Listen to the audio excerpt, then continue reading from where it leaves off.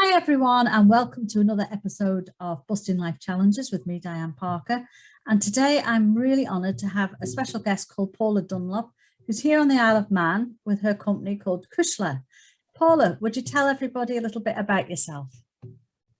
Oh, hi. Thanks, Diane. Thanks for giving me the opportunity. So I have worked in mental health. I've been a nurse in mental health for many years, more years than I care to admit.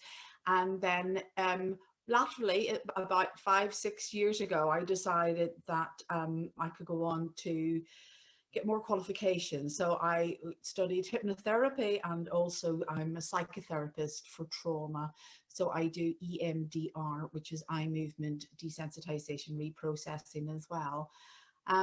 So I've noticed that a lot of my clients that I started to see on a private basis had a lot of trauma in their background, and some things that just maybe weren't quite getting addressed in the NHS, or because we had very lengthy waiting lists. It just seemed to be a shame that people couldn't access different alternatives to mental health.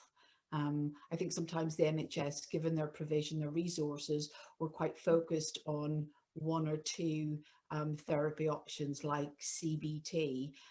So I thought, mental health needs a menu. We need to have options, like physical health has options of support. Mental health needs the same. And Absolutely. that, yeah, and that's where I started my company, to give people options for support. That's wonderful. Now, as many of you that have listened to some of my podcasts know, one of the inspirations for this year is to try and do something and reach out for people that are struggling with their emotions and feeling overwhelmed. We're trying to create something that is for people to come and have a chat with before they get to that stage or have to go to the doctors and start that whole process of depression and anxiety and stress, to give them the tools that they need. And through that, we've come together with something that is quite poignant on the island, because there's so many suicides here, and we are coming together to try and do something about that. But Paula has gone one step further, and she's going to tell you all about it now. Okay, so my background as a mental health nurse gave me opportunities to work across the spectrum with people suffering from a diversity of illnesses or emotional problems, from addictions right through to crisis suicidality. So I've worked with the crisis team, so I know what it's like to be at the end of the phone, to take that call when someone is so desperate and they need the help. I also got a little bit frustrated because while we do work with that individual and we put a lot of time in at that moment, it just felt as if then we were signposting them onto a service that made them wait. And I don't think we can wait when people are at the end of their tether, when they're standing on the precipice. So it was quite fortuitous that I was at a funeral in the UK, and I got chatting to a guy who had set up Stamp Out Suicide, which is a marvelous charity across. And he also recognised the difficulties and the dilemmas that the NHS were having in terms of supporting people in a suicidal crisis, or had ideas or intention. So we talked about that, and he updated me about how he had walked around Ireland to raise money, to raise awareness, and he was also starting to walk around the UK. And he had a few ideas in mind, and he's actually set that up now. So we've got the Stamp Out Suicide charity working very effectively in England and Wales, and we also branch out into Northern Ireland and the Republic of Ireland, Scotland. Great. That's amazing. And I was very fortunate, and in fact the day I met Paula was attending one of these talks that you'd arranged here on the Isle of Man, and we've got some exciting news going on from that, haven't you, Paula? Yes, we have. I think some people, if they follow a lot of stuff around well-being and emotional stuff, then they'll see that lots of suicide prevention courses or mental health first aid training, lots of things are being pushed at the moment. But when I spoke to Stamp Out Suicide, it was primarily about you know, given the community, not by professionals, not about counselors and psychotherapists, psychology, it's about the public, it's about a community response to suicide. What on earth is going on our island? And so, I mean, that's a question still to be answered, but we thought, I'm going to ask Colin to come over here and talk to us, and let's get this started, because we've got to do something as a community. And I felt that Absolutely. and I would get people like Di and other people who were interested in this, get them on board. Let's do something ourselves. Mhm. So with that, we had the kind of a bit of an information evening, when we had an evening and a morning where we introduced the concept of stamp out suicide, and the particular training that he advocates is called QPR. And now we're bringing QPR onto the island for £30 for 3 hours of training and having the confidence to talk to someone about suicide. How amazing is that? Yeah, I think that it's absolutely mind-blowing that you've managed to do that in such a short period of time. But as you say, let's get it done. So you've said it's for the public. Yeah. What concerns might the public have if they're, you know, the questions they may have? Shall we address some of those? Yeah, I think, do you know what? We're a small island, 85,030 something, I think was about, maybe we've gone up to 86, but this small population has seen a lot of suicides. There are people, there are families out there grieving. There are families there that will never have those questions answered. There are families who are angry as well, with maybe services, feeling they've been let down, probably feeling bad themselves that they haven't picked up on some of the cues about their loved ones. And also, when we have with suicide, and our understanding of it is that if someone takes their life by suicide, notionally there are other connections within maybe family or friends that then could go on to do that as well, to complete suicide. And it is heartbreaking. So it's about, how do we support those people? What do we need to know? What can we pick up from them? I think just having one call center or one service to deal with it is not viable. We need to get people checking in on their own folk, checking on their family, their friends, picking up on the cues if they've changed their behavior, if they're a little bit more withdrawn, perhaps they're maybe using substances, maybe drinking more, lots of problems at work. It's, you know, the list is insurmountable, but it's about knowing who you're friendly with, who you love. Is there something going on there? How can we have that conversation and ask them, are you thinking about ending your life? And it's pushing through that element of fear, isn't it, about having those conversations with someone, or feeling that somebody might get upset by being asked if they're feeling that way, and you don't want to then put those thoughts in their heads. So we were talking about that a little bit on the course, was that, you know, about how those thoughts, if they're there, they're there, and if they're not, they're not, and you'll get the different responses accordingly. But at least you would know what's going on for that person and know how to support them going forward. So if anybody's listening to this that might like to do the course but is a little bit fearful of doing it because of those reasons, what would you say to them? So the course is, like I say, it's open to everybody, and no one is going to ask the question, why are you on this course?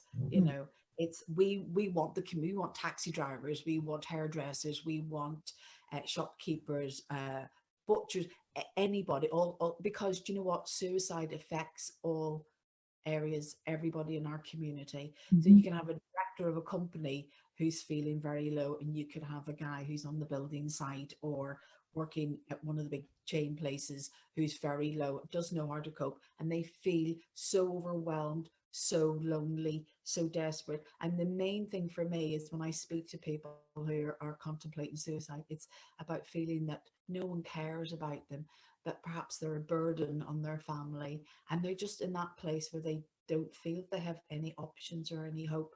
So I just want to say, you do have options, and there is hope, and we can change that moment. So in that moment you may feel desperate, but give us a chance and we can talk to you, we can help you, and with support, and with the right support, you can turn things around. So come on the course and find out even if you're worried about a loved one's behavior, just find out about how you can approach, how you can have the confidence in just saying, are you thinking about that? And if you're thinking about it yourself, I guess my suggestion would be, locally we have a crisis team at the NHS, and their telephone number is 642 860.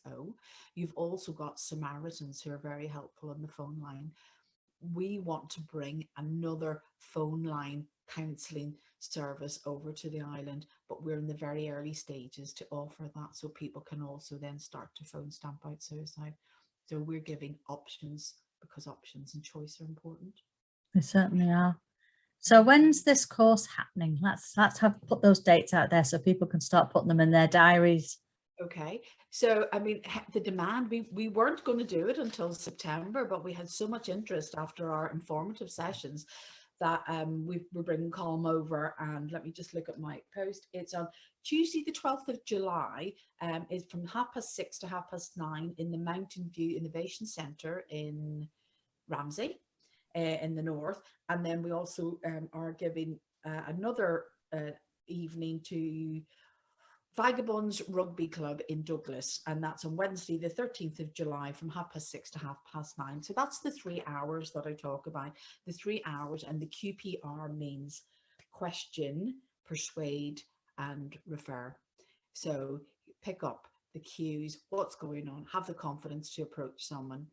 The guy who runs the training has told us oftentimes about how he stopped people at the end of it, you know, on a bridge, standing in the train station, walking down a street, because he picked up the cues, the body language, and was able just to approach him and turn their lives around just in that moment.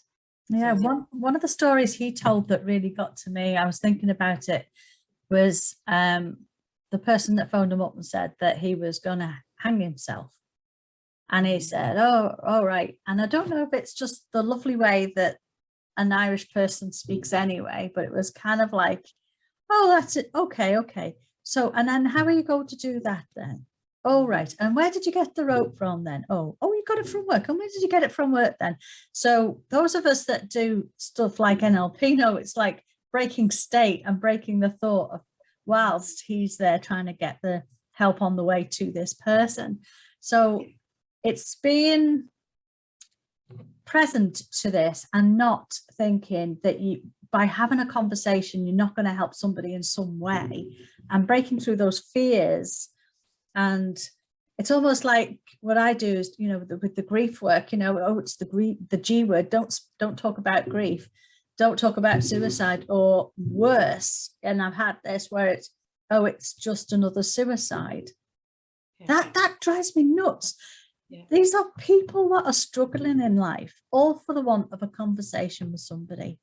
Yeah. So if we can break down our fear and stigmas about, should I have that conversation, to, I'll just ask, then at least I know. Yeah. And if the person says, well, actually, yes, I am, help them find the place that they need to be to get support, or to say, oh, right, okay, so you're looking down, you're not feeling suicidal, you're looking down. Do you want to talk about it? Yeah, and I think you're absolutely right. So it's to break that fear from the public, really, about talking about suicide, because it's quite a scary thing. It's quite a scary word, isn't it, or even a thought. So it's given individuals that kind of belief that they can make a difference to someone, that they can actually, you know, stop that, you know, that chain of thinking and approach it. And they may think, oh my God, I don't know what to do. And this is, it's a bit like CPR. And the first time you have to do it, it's scary, because you have to save, I have to save this person's life. What if I get it wrong? But listen, if you don't do it, they're gone. Yeah.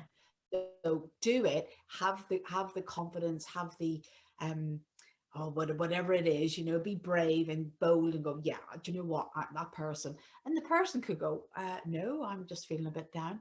Okay, let's have a chat anyway. So it's about, if I remember years ago, we don't talk about cancer.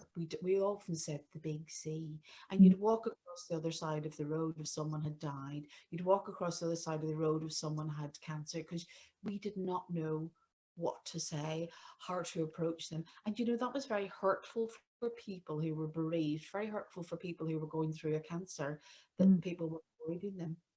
That's very good, that actually, because that's part and parcel of the grief program. When we talk about things, it's about what to say and what not to say. Walking across the road, there is nothing more painful than somebody doing that when you are grieving, because they don't know what to say. Just walk up and say, I don't know what to say. I'm just so very sorry. Just say anything that's about them to encourage them. Can you tell me a little bit about what happened? And listen, don't try to interfere with that process when they do actually do that then. Yeah, absolutely. Yeah, and I think, I mean, just imagine how the families that have been bereaved by a suicide feel, because people avoid them, they don't want to talk to them, or, you know, feels a bit, they probably feels a bit dirty, don't go there, can't talk about it. And I think we have to understand that suicide was decriminalized in 1961. So, and even to say commit, it is just so wrong. It's like, you know, to end their life, you know, to die suicide. Committing it like being a horrible act, a treacherous act. So I think we just need to be sensitive, and we need to use sensitive language as well around this. Yeah. Well, Paula, thank you so much for taking the time today to jump on and do this quick little podcast for us, because we're very keen to get this out and about and people to know about the training and the dates that are out there. But Paula has written a little poem that she wants to share with us before she goes. Okay, so I just thought that this kind of sums up a lot of the stuff around suicide for me and people that I meet.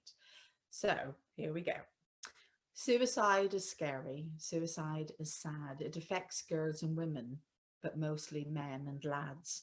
It must be like a tumor eating up inside, to think you have no options and it's best if you died. How can our society sit back and let this happen? There must be something we can do, some way to stop him. The devastation, confusion, hurting, and grief that comes from this action, a life all too brief. Perhaps you can't cope and feel a burden to the family. High stress levels, maybe depression, and questioning your sanity. Or believe your life's so terrible and no one cares to listen. It's nobody's fault. It's not about blame, but it certainly taught us a lesson. So don't talk about committing like it's an illegal act. It was decriminalized in 1991, and that is a fact. When someone dies by suicide, they become another statistic. The family sat in the coroner's court waiting for the verdict. So sit up and listen to the families in grief to make sure it's a story we never repeat. Check on each other, or just see where they're at, offer a cuppa, support, and the chat. That's lovely. That's very good. I'll put that out around LinkedIn as a little little poem there. Yeah, that'll be a really good post, wouldn't it, to go with this? So anyway, I will let you go now because I know you're a very busy lady. And again, thank you very much for joining me on this podcast. And if anybody's got any issues around grief, you can get in touch with me, Diane Parker at lifeafterlossiam.com, or you can find Paula at, where would they get in touch with you? Okay, so you can find me on Facebook under Cushla. You can find me on Instagram with Cushla, and also CushlaMentalHealthTherapies.com, my website. That's great. Thank you very much. Thank you once again, Paula. Bye now. Bye. Bye.